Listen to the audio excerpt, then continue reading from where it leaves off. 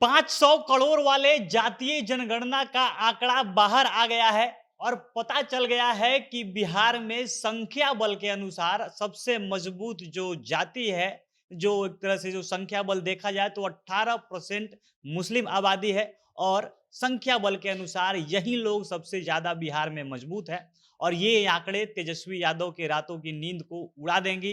तेजस्वी यादव जो जातीय गणना का जब रिपोर्ट बाहर आया है और इससे आने से पहले जो अनुमान तेजस्वी यादव और उनकी पार्टी आरजेडी लगा रही थी कि बिहार में सबसे ज्यादा वोट, सबसे ज्यादा संख्या बल यादवों का ही है और यही आंकड़ा जब रिपोर्ट बाहर आएगा तो वो आएगा, क्योंकि पहले से ये लोग जानते थे, यादव लोग दम्भ भी भरते थे कि हम लोग बहुमत में हैं, हमारी 15% आबादी पहले से है और अब तो ये संख्या और बढ़ गया है, इतने दिनों में यादवों की संख्या और बढ़ी है, तो अब ये आंकड़ा 25-20% के पार चला जाएगा।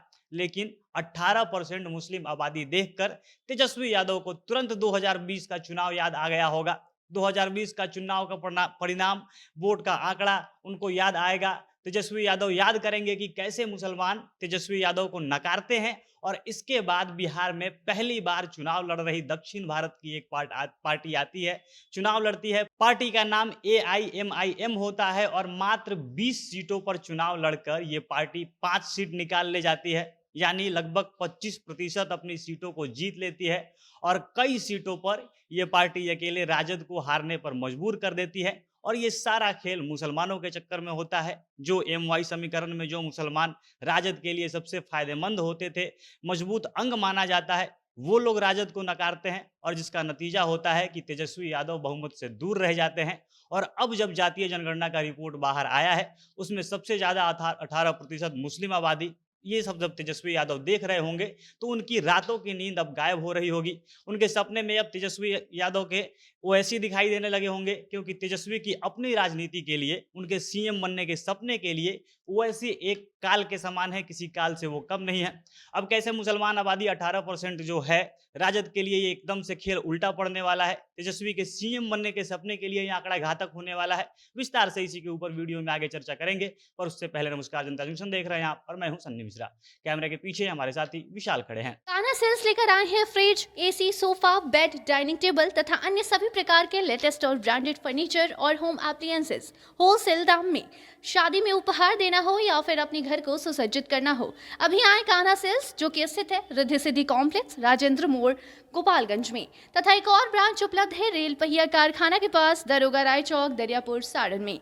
अन्य किसी भी जानकारी के लिए नीचे दिए हुए तीनों नंबर पर संपर्क कर सकते हैं। जिस जातीय जनगणना के लिए बिहार के नेता जमीन आसमान एक किए हुए हैं, खासकर राजद तो इसमें सबसे आगे थी। तेजस्वी यादव कूद कूद कर जिसके लिए केंद्र सरकार का विरोध कर रहे थे, उनकी खिलाफत कर रहे थे और बता रहे थे कि नरेंद्र मोदी और उनकी भाजपा जातीय जनगणना से डर गई है, क्योंकि जो आंकड़ा इस जनगणना के बाद आएगा सामने, इसके बाद भाजपा का एकदम पत्ता बिहार से साफ हो जाएगा।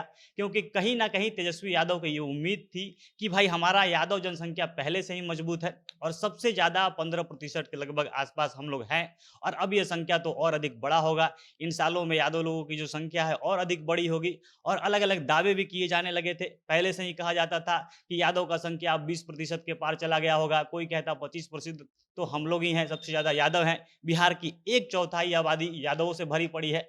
लेकिन जैसे ही जातीय जनगणना का रिपोर्ट बाहर आता है, ये सारे दावे, ये सारे संख्या बल के लिए भरा जाने वाला दम एकदम इस पर विराम लगता है। क्योंकि जैसा अनुमान था 12 से 15% के आसपास यादव के होने की बात पहले से कही चली आ रही है। साथ साथ इस पर कितने चुनाव लड़े जा चुके हैं, जो भी नेता है हमेशा से बताते आ रहे हैं और वही आंकड़ा फिर से बाहर आता है, सामने रिजल्ट निकल कर आता है कि यादव 14.26% जो है। और इसके बाद से जो चीज तेजस्वी यादव के सपने में आने वाली है, उनके नींद को उड़ाने वाली है, वो दिखता है कि मुस्लिम आबादी सबसे ज्यादा यादवों से भी ऊपर चली गई है।